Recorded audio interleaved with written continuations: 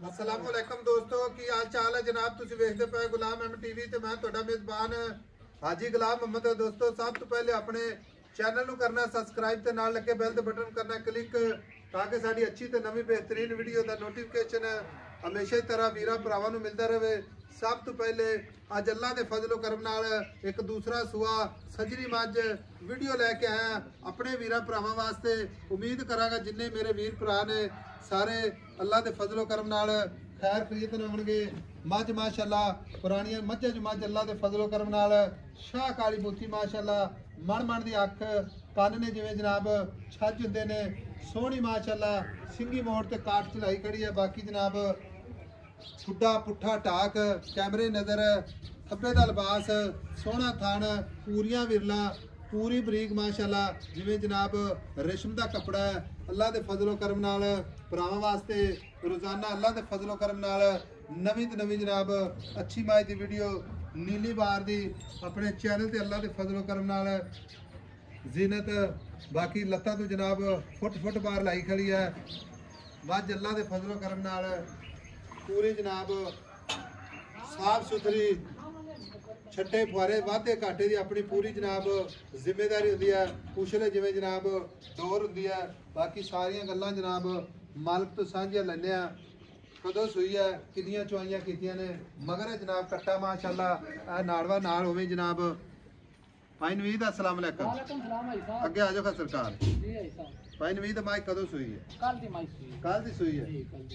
दूसरी चुआई करनी कि तीसरी? हुण तीसरी चुआई करनी। ठीक हो गया। मैं सुआ दूसरा प्योर नीली दी मझ वेला किन्नी बरीक इंज जिवें कच्च हुंदा मझ। अच्छा कच्च दा खड़ाउणा है बिल्कुल जी भाई साहब। अच्छा भाई नवीद दूसरा सुआ तीसरी चुआई करनी आपा। ठीक है मगर कट्टा जवाब मझ दा एडा सोहना के छड्ड गल दे चुआई च वाधा घाटा। मैं जिम्मेवार हां जी साहब। मैनू एडा सोहना चवा नहीं लग सकदा आम मईयां भां च लई। अच्छा मझ अपने अल्लाह दा गुने हीरा वा। बाकी थणा दी अपनी गारंटी है भरावां ने आपदी नजरां नाल हाजी साहब मझ चार फिर वेखनी है अल्लाह दे फजल इंशाल्लाह। मझ पूरी गारंटी वाली है पूरे अल्लाह दे फजलो करम नाल दुध दी लहर जी इंशाल्लाह। अच्छा भाई नवीद हां जी पहला बोला कितना कड्डा ते हुण दूसरे च कितना कर गई? पहला बोला हाजी साहब तकरीबन को 10 12 सिर हो 10 12 किलो है बिल्कुल इतना। ठीक है। हुण ते दूसरी चॉइस कितना है? दूसरी चॉइस मैंने 6 सिर कटिया एक टाइम दा यानी कि मैं कोई 11 12 सिर दुध हुण मैं कोई इस टाइम 12 लीटर है। 12 लीटर है इस टाइम हुण मौके ते माई बोला दूध नहीं दूध ना देवे तां भी जिम्मेदार बड़े दुधारी मत।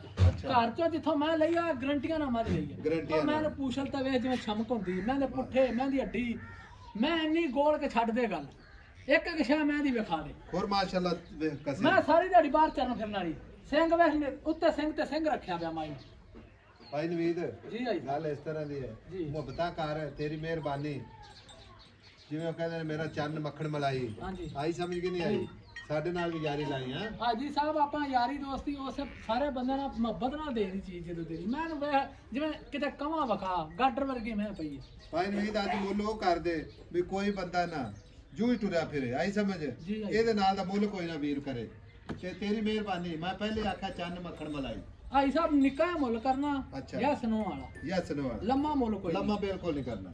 6,25,000 6,25,000 ਦੀ ਕੋਈ 10 नहीं कोई 12 आजी साहब मेरी मैं बहुत हीरा। अच्छा मां चंगी मां कोई मजा लेना पर माई मेरी हीरा पूरा 6,25,000 कच्ची मैं सू के देख ले माई दे काम कोई मोहब्बत है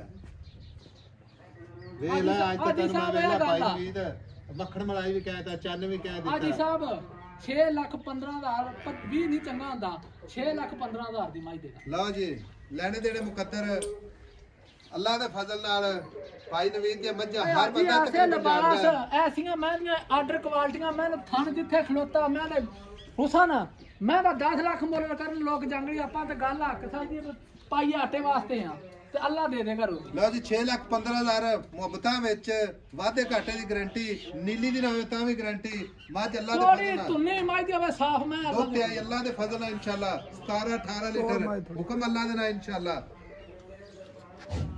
भाई भी टोर नहीं जान दे पूरा जान दे माशाअल्लाह। लो जी फिरती फिरती भी कैमरे नजर है आ यार जी माशाअल्लाह एडा लाटुआ वर्गा थन पिया माई नु अल्लाह दी मेहरबानी ना ते मैं वेख